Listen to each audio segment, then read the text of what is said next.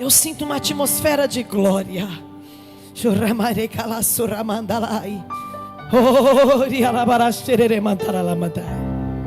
Eu tenho um compromisso com o Senhor.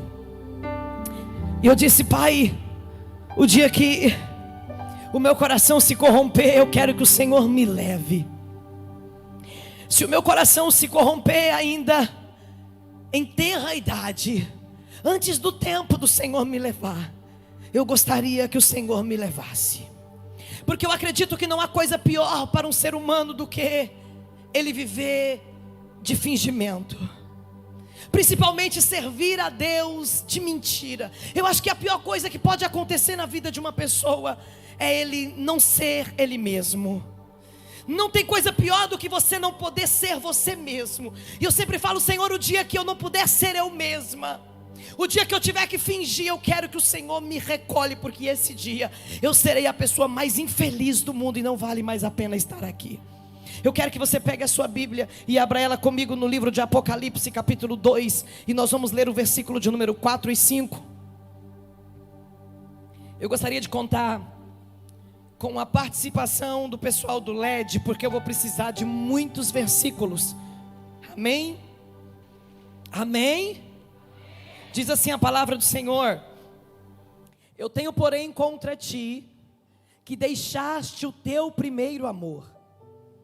Lembra-te, pois, de onde caíste, e arrepende-te, e pratica as primeiras obras. Quando não, brevemente a ti virei, e tirarei do seu lugar o teu castiçal, se não te arrependeres. Podei vos assentar.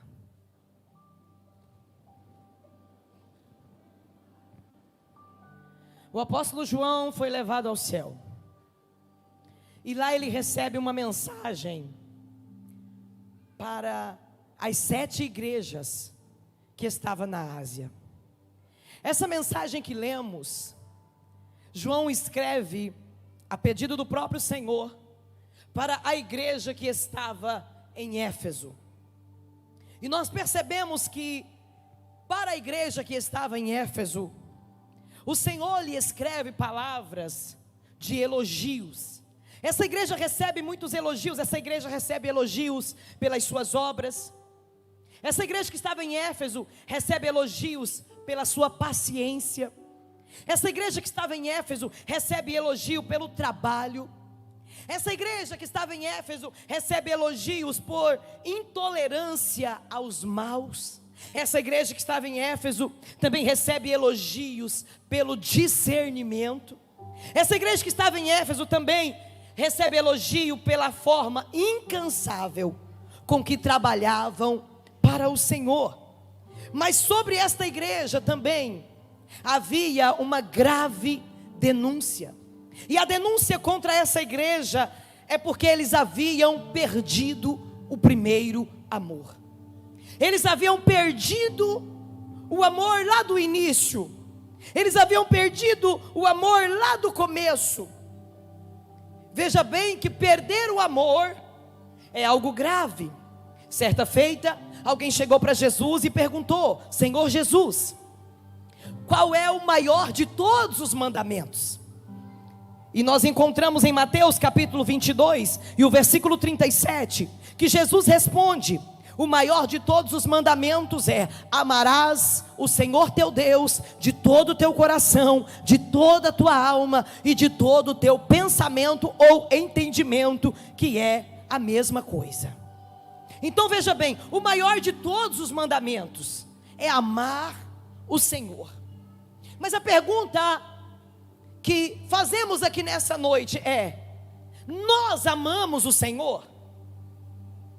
Nós de fato, verdadeiramente amamos a Deus? Porque veja bem, é muito fácil amar de palavras. É muito fácil eu dizer que eu amo uma pessoa. É muito fácil eu falar que eu amo a Deus. Mas e na hora desse amor ser demonstrado? E na hora desse amor ser provado? Olha o que Jesus disse, Evangelho de João, capítulo 14, versículo 21. Jesus disse assim: aquele que tem os meus mandamentos e os guarda, esse é aquele que me ama. Filho, por favor, troca a versão e coloca para mim na versão NTLH. Esse mesmo versículo na versão NTLH vai expressar de uma forma mais clara. E o Senhor diz assim, ó: a pessoa que aceita e obedece os meus mandamentos, prova que me ama. Então como é que nós provamos o nosso amor pelo Senhor?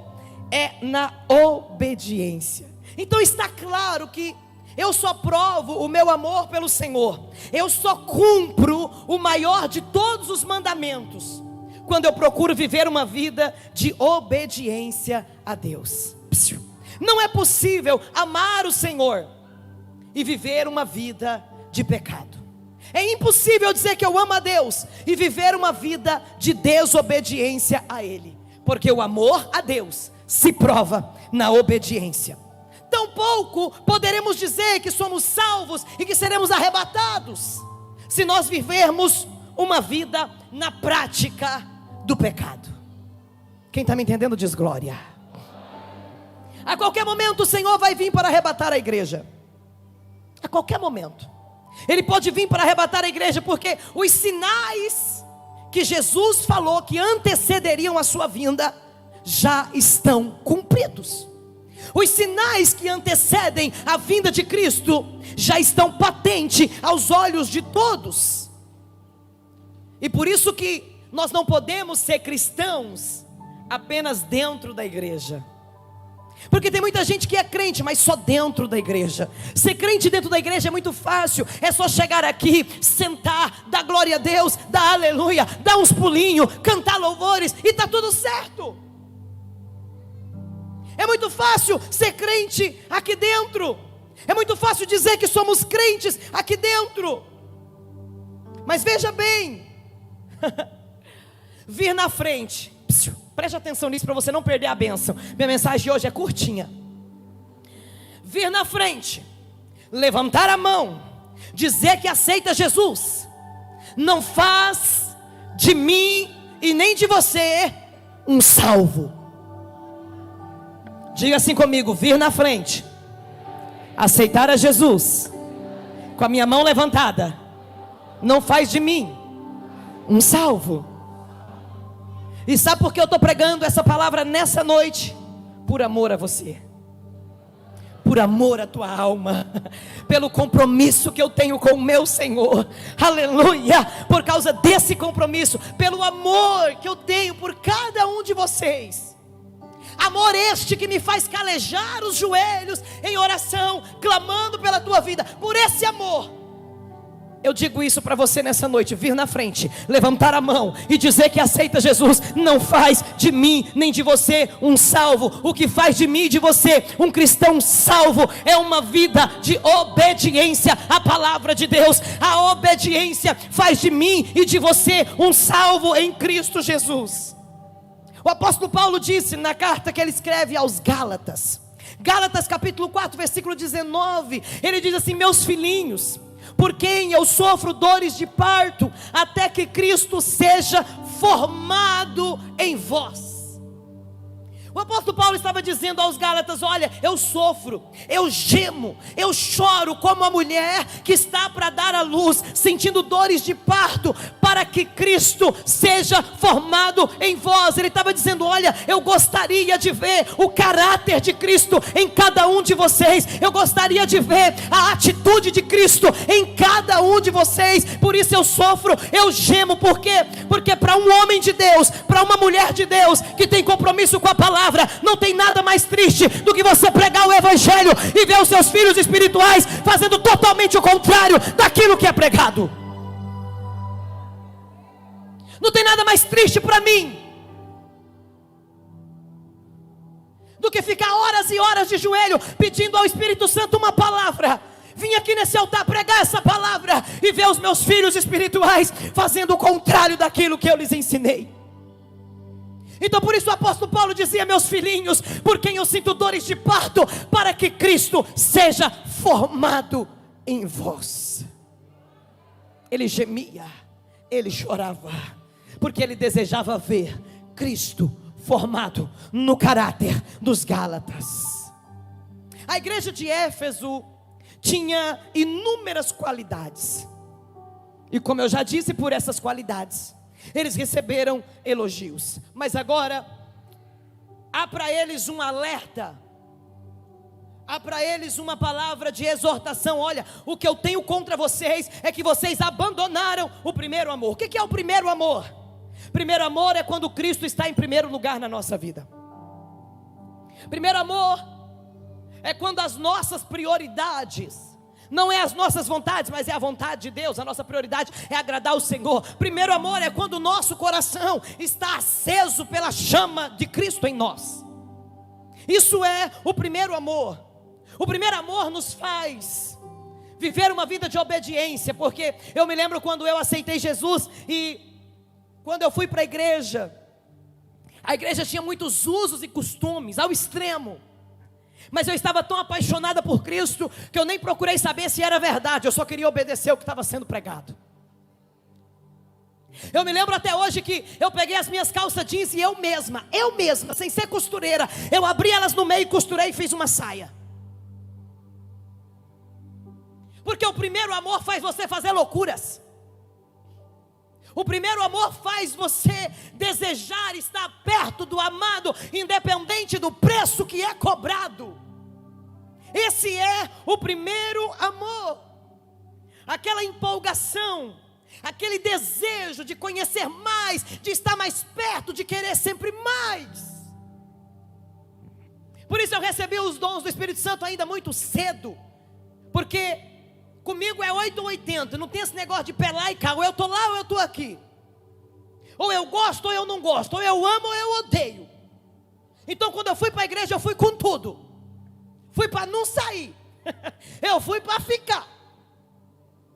E como eu entrei de cabeça, era jejum, era monte, era vigília, era oração. Aí o Espírito Santo já começou a me dar unção, começou a me dar graça. Eu comecei a gostar e gostar e gostar, e estou até hoje gostando. Porque a fonte é inesgotável. Quanto mais você busca, mais você recebe. A fonte de Deus não seca. Quanto mais você busca, mais Ele te dá. Então veja bem, quando nós aceitamos a Jesus, o Espírito Santo, Ele vem morar dentro de nós, porque nós somos o templo móvel do Espírito Santo. Deixa eu contar uma coisa para vocês. Igreja, 4 paredes, é só o lugar aonde nós nos reunimos para adorar a Deus, para celebrar a Deus, para glorificar a Deus. Mas Ele mora, é aqui, ó. É dentro de mim e dentro de você. Tem muita gente querendo santificar lugares. Mas o lugar que tem que ser santo é o seu corpo, porque é aí que o Espírito Santo habita. A igreja tem parede preta, então quer dizer que Deus não habita nos negros? Falei besteira? Porque tem um povo aí que fala: a igreja tem a parede preta, Deus não está lá. Mas o templo do Espírito Santo é eu e você. Aí Deus fez gente branca, Deus fez gente preta, Deus fez de toda cor, irmão. Para que palhaçada o negócio de parede preta. Vamos parar com isso. Tem religioso aqui que está torcendo, vai torcer até, sair todo o caldo.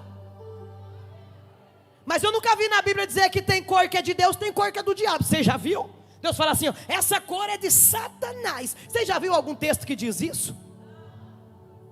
É o povo que dá as cores para o diabo. Diz que o vermelho é da pomba gira, mas o sangue de Jesus eu acho que era vermelho. Enfim, voltando aqui, para evitar processo, vamos. O Espírito Santo veio habitar em mim e em você.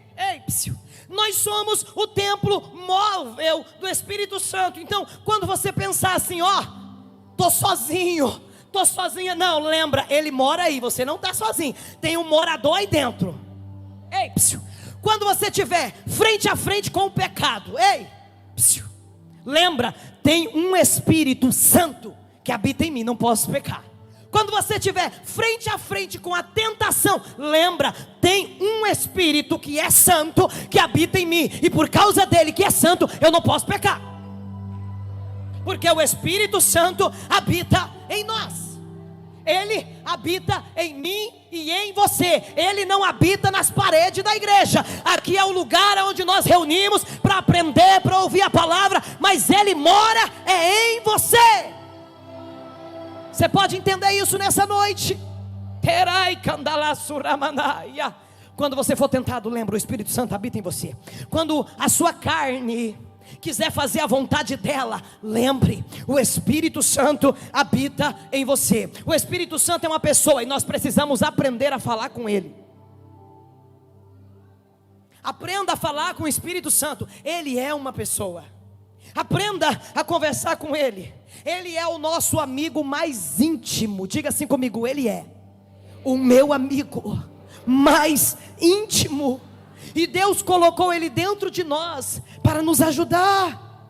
Então é necessário contarmos para Ele os nossos problemas, as nossas dificuldades, as nossas fragilidades, as nossas fraquezas, as nossas angústias, os nossos problemas. Você está diante de uma tentação, diga: Espírito Santo, estou sendo tentado, e se continuar vou cair, me ajuda.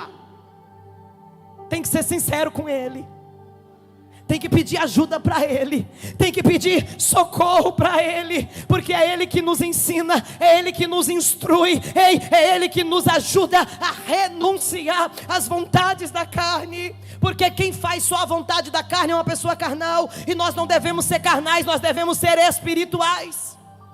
Veja bem, olha o que diz a carta de Paulo aos Gálatas, capítulo 5, a partir do versículo 16. Diz assim a palavra do Senhor: digo, porém, andai no Espírito, e não cumprireis as concupiscências da carne. Prossiga, porque a carne cobiça ou luta contra o Espírito, e o Espírito contra a carne, e estes opõem-se um ao outro, para que não façais o que quereis. Mas se sois guiado pelo Espírito, não estáis debaixo da lei. Porque as obras da carne são manifestas, as quais são prostituição, impureza, lascívia, idolatria, feitiçaria, inimizade, porfias, emulações, iras, pelejas, dissensões, heresias, invejas, homicídio, bebedice, glutonaria e coisas semelhantes a estas, acerca das quais vos declaro, como já antes vos disse, que os que cometem tais coisas não herdarão o reino de Deus. Se você é uma pessoa guiada pela carne, você não pode ver o reino de Deus. Se você é uma pessoa guiada pela carne, você não pode entrar no reino de Deus. Está escrito, não sou eu que estou falando. Então veja bem, nós precisamos aprender a exercer domínio próprio. Diga comigo: domínio próprio. Só que tem pessoas que falam bem assim, ai, eu não consigo exercer domínio próprio. Quando eu vejo, eu já falei. Quem conhece alguém assim? Quando eu vejo, eu já fiz. Vou te provar que é mentira, que você consegue ter domínio próprio. Um dia eu cheguei numa casa para fazer uma visita, e quando eu desci do carro, eu escutei uns gritos. Era uma mulher desesperada ao telefone, xingando, falando todo tipo de palavrão, e vai, e xingava, eu disse: meu Deus, eu não vou esperar tanto tempo, eu vou chamar, que eu tenho horário marcado. Aí quando eu vi uma cabecinha na janela, aí quando eu vi a cabecinha na janela, houve um silêncio total, igual o apóstolo João, ele escutou um silêncio lá no céu de quase meia hora. Aí eu escutei um silêncio, e uma carinha de anjo disse: oi pastora, paz do Senhor. Nem parecia a mesma pessoa que xingava segundos atrás. Ela se dominou, se recompôs e foi me receber. Quem já passou por isso? Não precisa levantar a mão não. Você está ali regaçando tudo, aí chega alguém que você não quer decepcionar, aparece outra pessoa ali. Por quê? Porque você exerceu o domínio próprio. Você está ali pronto para matar, para esganar, para xingar, para ir preso se possível. Mas quando chega alguém que você não quer mostrar esse seu lado, você faz o quê? Se controla, te equilibre. Então, veja bem, nós conseguimos nos dominar. Então aprenda a exercer o domínio próprio.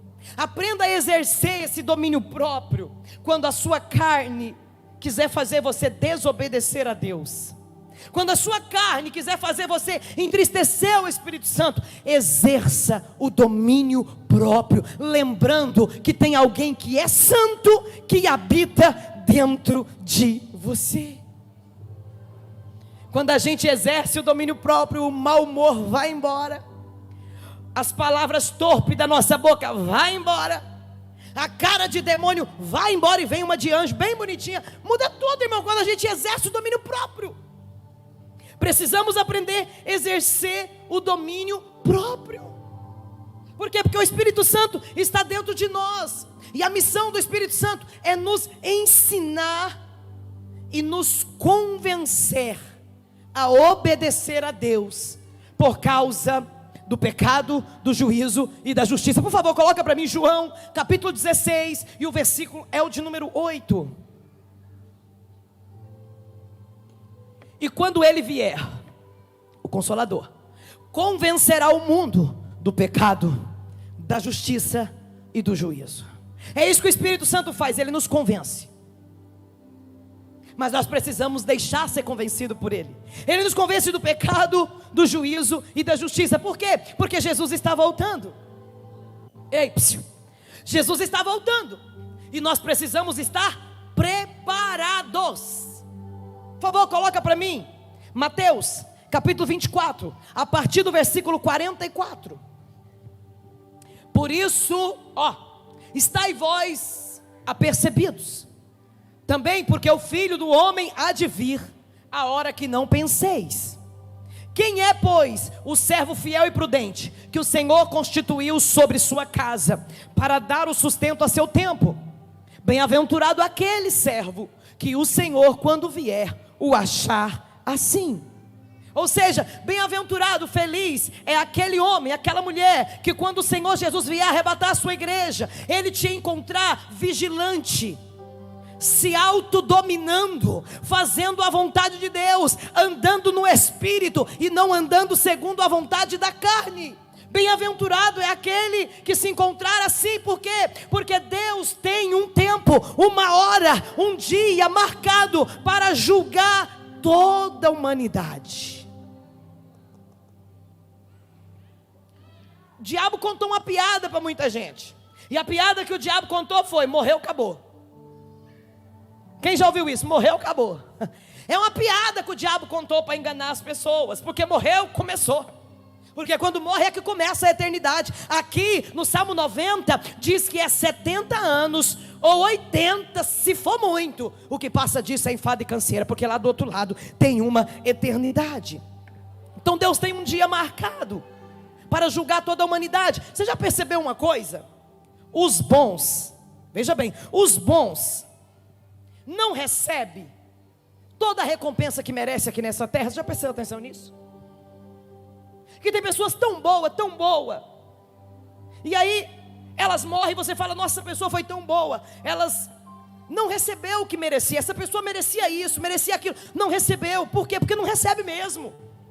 E tem pessoas, você já percebeu que elas é tão ruim, elas morrem, você fala: não, tinha que ter ficado um pouquinho para pagar um pouco dos pecados dela aqui. Porque há um ditado que diz assim, aqui se faz, aqui se paga. Não paga tudo aqui não, irmão. Não recebe toda a recompensa aqui, e também não se paga tudo aqui. Quem está entendendo? Nós não vamos receber toda a recompensa aqui, e os maus não receberão todo o juízo aqui. Veja bem, Deus tem um tempo para tudo. Quem planta coisa ruim colherá um monte de coisa ruim, mas não vai colher todas as coisas ruins. Quem planta coisa boa vai colher coisa boa, mas não vai colher todas as coisas boas aqui. Tem gente que está desesperada aqui. Uma parte tanto do juízo, da má colheita, quanto das coisas boas, vai ficar para o dia do juízo. E ninguém vai passar ileso na balança de Deus. Ninguém vai passar despercebido aos olhos do Senhor. Algumas pessoas pagarão seus últimos centavos no dia do juízo. Fica tranquilo, fica tranquila. Você que está aí clamando, Senhor, faz justiça, fica tranquilo, nada passa despercebido aos olhos do Senhor. Olha o que diz Hebreus 9:27, por favor. Hebreus 9:27. E como aos homens está ordenado morrerem uma vez, quantas vezes? Vindo depois disso o juízo. Não tem reencarnação não, é uma vez só que morre. Morre uma vez, aí depois vem o juízo. Morreu, vem o juízo. Então veja bem, quando chega o juízo, Deus julga todas as nossas obras. Todas as nossas obras será julgado. Então veja bem, o juízo do Senhor virá sobre os ímpios, sobre aqueles que não foram arrebatados. Você sabia que tem crente que vai para o inferno? Por favor, coloca para mim Mateus 7, a partir do versículo 21. Tem crente que aceitou Jesus, está sentado bonitinho aí cultuando, mas infelizmente, se não houver um conserto, vai para o inferno. Nem todo que diz Senhor, Senhor entrará no reino dos céus, mas aquele que faz a vontade de meu Pai que está nos céus. Prossiga. Muitos me dirão naquele dia, Senhor, Senhor, não profetizamos nós no teu nome? E em teu nome não expulsamos demônios? E em teu nome não fizemos muitas maravilhas? Então lhes direi abertamente, nunca vos conheci. Apartai-vos de mim, vós que praticais a iniquidade. Veja bem, há dois motivos para que esse versículo está escrito aí. Primeiro, porque tem pessoas que confundem dom, chamado, com salvação. E a palavra do Senhor nos diz que dons e chamados são irrevogáveis. Está lá em Romanos 11:29. O dom e o chamado é irrevogável. Receber um dom é irrevogável. Mas veja bem, outro motivo pelo qual esse versículo está escrito aí, é porque tem pessoas que elas se iludem a si mesmas, achando que está tudo bem, só porque Deus está operando através dela. Ela acha que está tudo certo, mas o Senhor está dizendo: apartai-vos de mim, vós que praticais a iniquidade. A iniquidade tem uma definição no dicionário Aurélio, e essa definição é: iniquidade é aquele que se acostumou com o pecado. Sabe aquela pessoa que já acostumou a praticar aquelas más obras? Ela já se acostumou e para ela é algo normal. Então ela está vivendo em iniquidade, sem se importar com as consequências daquele pecado. Então, porque ela já se acostumou a viver daquele jeito, para ela não precisa conserto, ela acha que não precisa se arrepender, ela acha que não precisa se voltar para Deus, elas não têm mais o que fazer, elas apenas cometem a iniquidade, elas vivem na presença de Deus, elas estão na casa de Deus, mas elas estão cometendo todo tipo de pecado. E é bom que essas pessoas permaneçam, não sai não, porque enquanto está aqui, a palavra pode limpar, não sai não, continua, mas muda. Pode continuar na igreja, aqui é o lugar dos doentes mesmo, mas precisa mudar. Se quiser entrar no reino, vai ter que mudar. Então veja bem, em todo o Novo Testamento está claro que o Senhor Jesus virá para arrebatar um povo que serve a Ele nessa terra. Por favor, coloca para mim 1 Tessalonicenses capítulo 4, versículo 16 e 17, que diz assim a palavra do Senhor: porque o mesmo Senhor, Ele descerá do céu com alarido, com voz de arcanjo, com trombeta de Deus, e os que morreram em Cristo ressuscitarão primeiro. Aquele crente que morreu em Cristo vai ressuscitar e vai subir. Depois nós, os que ficarmos vivos, seremos arrebatados juntamente com Ele nas nuvens, a encontrar com o Senhor nos ares, e assim estaremos para sempre com o Senhor. Esses são os salvos. Mas veja bem, para os que não são salvos, a palavra do Senhor nos diz que tem um grande trono branco.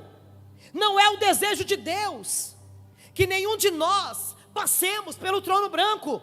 Não é o desejo de Deus que nenhum de nós encaremos esse juízo terrível. Mas a justiça de Deus precisa ser executada sobre os filhos da desobediência. A vontade de Deus é que nos submetamos à vontade do Espírito Santo, para que quando Ele vier, seremos arrebatados. Então, se o pecador não se arrepender, não pedir perdão, não consertar a sua vida, não colocar em ordem, vai ter juízo. O que nos faz escapar do juízo é reconhecer a Cristo como nosso Salvador e andar como Ele andou. É a única coisa que nos faz escapar do juízo. Por favor, coloca para mim Salmos de número 7, e o versículo é o de número 11 e 12. Olha que está escrito: Deus é um juiz justo, um Deus que ira todo dia. Imagina você passando raiva em Deus todo dia. Se o homem não se converter, Deus afiará a sua espada, e já tem armado o seu arco, e está aparelhado. Se o homem não se converter, Deus vai afiar a tua espada. Para que você afia uma espada, irmão? Fala para mim.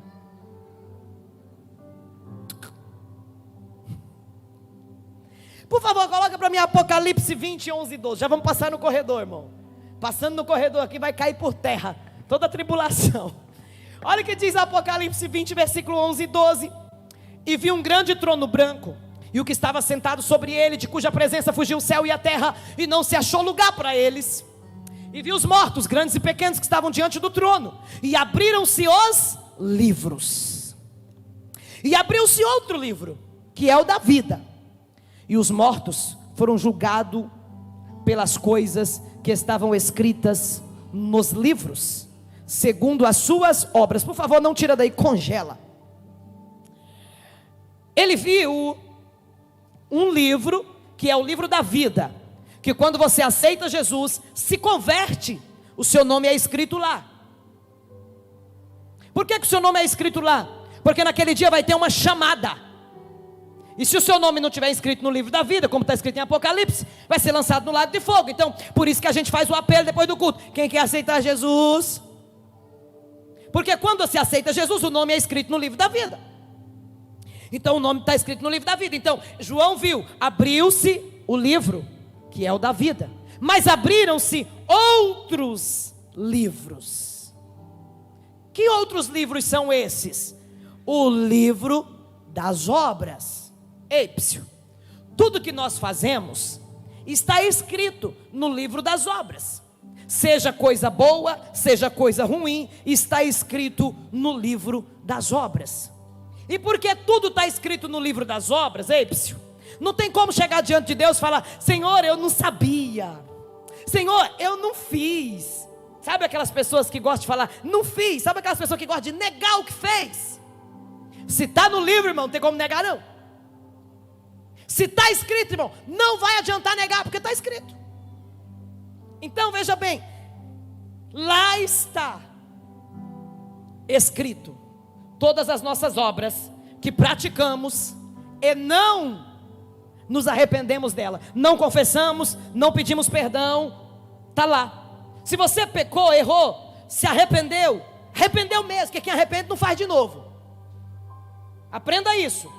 Tem gente que tem remorso, aí faz de novo. Quem arrependeu não faz de novo, irmão. Você quer saber se alguém se arrependeu do que fez contigo? Ela só faz uma vez, porque ela se arrependeu, não faz mais. Porque se está tendo reincidência, não teve arrependimento, teve só remorso. Então veja bem, se você pecou, se arrependeu, foi apagado do livro. Mas se você pecou, não pediu perdão, não confessou, não arrependeu, está lá no livro. Sabe aquele aborto? Está lá no livro. Sabe aquelas mentiras? Está lá no livro. Sabe, as fornicações, está lá no livro. As defraudações, o que é defraudar alguém? É enganar. É enganar. Eu me lembro que antigamente aqui na igreja tinha um irmãozinho que gostava de defraudar as irmãs. O que é defraudar as irmãs? É ficar conversando com 10, 20 nas redes sociais e enganar todas elas, dizendo que vai namorar com todas e não namora com nenhuma. Só quer enganar. Sabe quando você faz um negócio com alguém, dizendo que vai pagar, que vai fazer isso, e não faz? Está defraudando. Está lá no livro. Não arrependeu, não consertou, está lá no livro. Sabe, os roubos, os pequenos furtos, está lá no livro. Os enganos, está lá no livro. Ei, psiu. O dedinho ligeiro na pornografia, está lá no livro. Está tudo lá, irmãos. Para quê? Para sermos julgados. Todo pecado não confessado, não arrependido, está lá escrito para testificar contra nós. Não se engane quando você vê pessoas, estou terminando agora. Não se engane quando você vê pessoas cometendo todo tipo de torpeza e você olha para elas e parece que a vida delas está boa. Não se engane quando você vê pessoas cometendo todo tipo de pecado e de repente você olha para elas e parece que a vida delas está até melhor do que a sua, que está aí buscando viver uma vida em santidade. Não se engane, sabe por quê? Olha o que Salomão escreveu, Eclesiastes 8:11. Visto, olha bem esse versículo, visto que não se executa logo o juízo sobre a má obra, por isso o coração dos filhos dos homens está inteiramente disposto para praticar o mal. Porque o pecado já foi dito aqui nesse altar, que é como um cartão de crédito, que você compra alegremente, mas no outro mês vem a fatura não vem na hora, vem depois. A consequência não vem na hora, vem depois. É depois. Então veja bem, na eternidade não tem como escapar do juízo. Por isso a palavra do Senhor está falando conosco nessa noite. E eu gostaria que você colocasse para mim Lucas, capítulo de número 16. Por que eu estou lendo tantos versículos com vocês? Para ninguém pensar que eu estou falando de mim mesma. Lucas capítulo 16, nós vamos ler a partir do versículo 23. E no Hades ergueu os olhos, estando em tormentos, e viu ao longe Abraão e Lázaro no seu seio.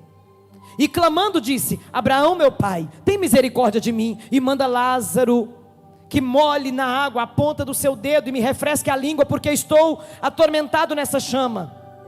Disse porém Abraão: filho, lembra-te de que recebeste os teus bens em tua vida, e Lázaro somente males, e agora este é consolado e tu atormentado. E além disso está posto um grande abismo entre nós e vós, de sorte que os que quiserem passar daqui para vós não poderiam, e nem tampouco os de lá passar para cá. E disse ele: rogo-te pois, ó pai, que o mandes à casa de meu pai, pois tenho 5 irmãos, para que lhes dê testemunho, a fim de que não venha também para esse lugar de tormento. E disse-lhe Abraão: eles têm Moisés e os profetas, ouça-nos. E disse ele: não, Abraão meu pai, mas se algum dos mortos fosse ter com eles, arrepender-se-iam. Porém Abraão lhes disse: se não ouvem a Moisés e aos profetas, tampouco acreditarão, ainda que algum dos mortos ressuscite. O homem estava lá atormentado, e de longe ele viu o Lázaro no paraíso, nas delícias, e ele disse: por favor, refresca a minha língua, estou atormentado em chamas. Inferno é lugar de chamas, é lugar de tormento. Aí Abraão disse: não tem como os que estão aqui passar para aí, nem os que estão aí passar para cá. Ou seja, depois que partiu, irmão, irmã, não tem como tomar nenhuma decisão mais. Ei, a decisão é tomada agora, é tomada aqui. Mas aí ele ainda fez mais um pedido e disse: permita que Lázaro volte lá na terra e avise os meus irmãos, para eles se converter, para eles não virem para cá. Aí ele disse: olha, lá tem Moisés e os profetas, que significa a lei e as profecias. Lá já tem a palavra, eles têm que acreditar na palavra. Ei, aqui nós temos a palavra, você tem que acreditar na palavra. É por isso que eu estou lendo com você a palavra, porque o que nós temos hoje é a palavra. Aleluia! Tem gente que não crê. Então o momento é agora. Só que tem pessoas que o coração delas é duro. Olha para quem está do teu lado e diga: não endureça o coração não. Fala. Não endureça seu coração. Olha o que diz Romanos 2, do 5 ao 8. E para a vossa alegria eu estou terminando. Mas segundo a tua dureza e teu coração impenitente, entesouras ira para ti no dia da ira e da manifestação do juízo de Deus, o qual recompensará cada um segundo suas obras, a saber, a vida eterna aos que com perseverança em fazer o bem procuram glória e honra e incorrupção, mas indignação e ira aos que são contenciosos e desobedientes à vontade e obedientes à iniquidade.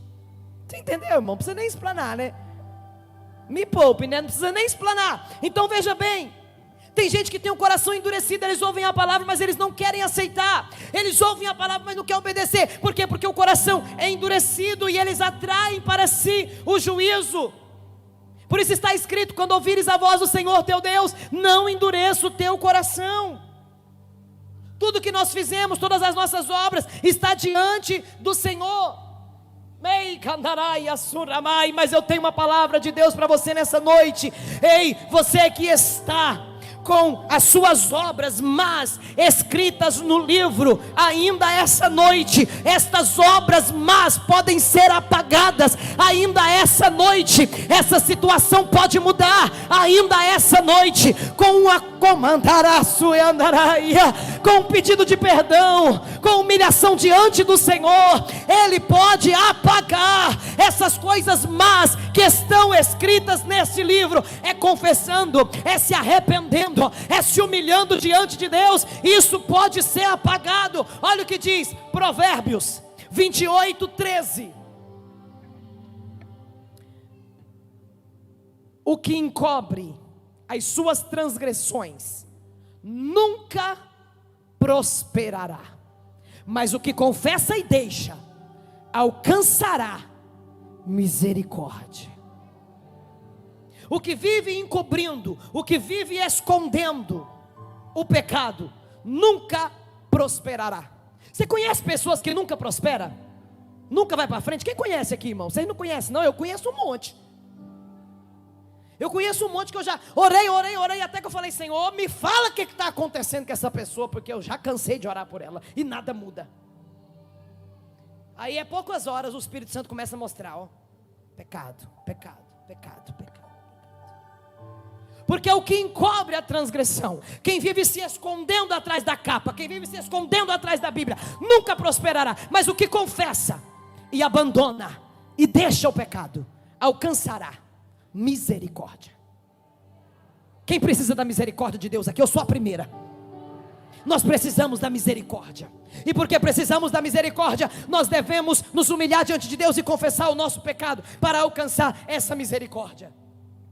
Então veja bem, o Senhor, Ele insiste com o homem. Ó, Deus insiste com o ser humano, mas chega uma hora que Deus deixa de lado. Deus insiste, irmãos, só que tem uma hora que até a paciência de Deus tem limite. Olha o que diz a palavra do Senhor, por favor, Oséias 4:17. Efraim está entregue aos ídolos, deixa-o. Ai, pastora, mas nós estamos no Novo Testamento, no tempo da graça, então vamos para o Novo. Por favor, coloca para mim Mateus 15:14.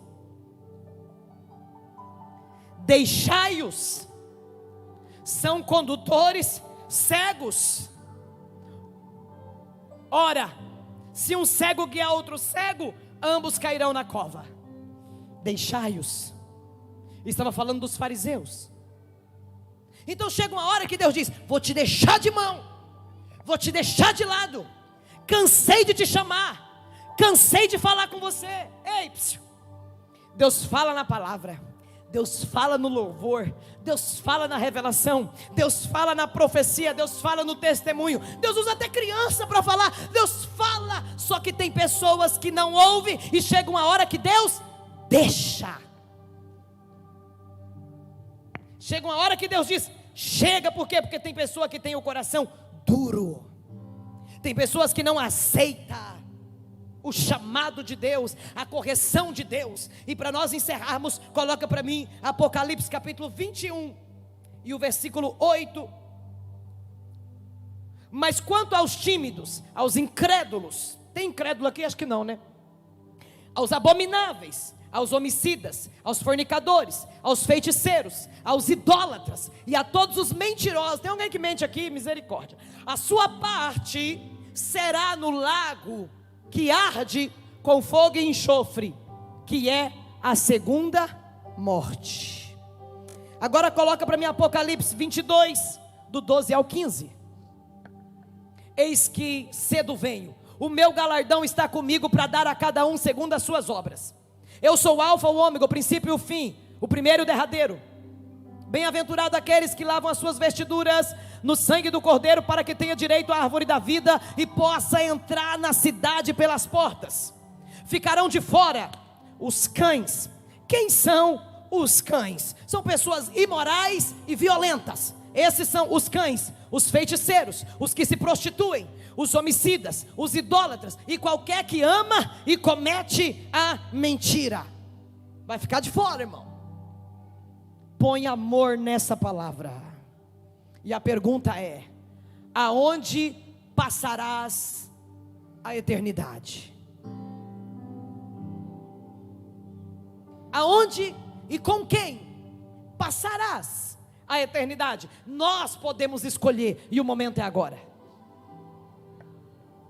Aonde passarás a eternidade? Que veja bem, você não pode escolher em que família nascer. Muita coisa você não pode escolher. Escolheram por você. Só que lá do outro lado é a gente que escolhe. Você não escolheu. Quando você nasceu, eu estava lá no meio daquele povo, né? Mas lá do outro lado é você que escolhe. Você pode escolher aonde passarás a eternidade. Se com Jesus, ou se com o anticristo, a besta e o falso profeta. Por isso é 666. É o anticristo, a besta e o falso profeta. Quem será a sua companhia na eternidade? Jesus e os anjos? Ou o anticristo, a besta e o falso profeta? Aonde passarás a eternidade? Se coloca de pé. O Espírito Santo mora dentro de nós. E porque Ele mora dentro de nós, nós podemos orar a Ele agora e pedir: Espírito Santo, me tire desse emaranhado. Porque tem pessoas aqui que o Senhor está me mostrando que está tão embrenhado no pecado que não vê como sair, não vê uma saída. Ei, psiu, ei, cuidado com a frieza espiritual, cuidado com o desânimo espiritual. Isso pode comprometer a sua vida com Deus. Cuidado, cuidado com esse desânimo espiritual. O juízo de Deus está chegando. Volte ao primeiro amor. O juízo de Deus está chegando. Se aproxime mais do Senhor, se aproxime de Cristo. Eu quero nessa noite fazer um corredor com vocês.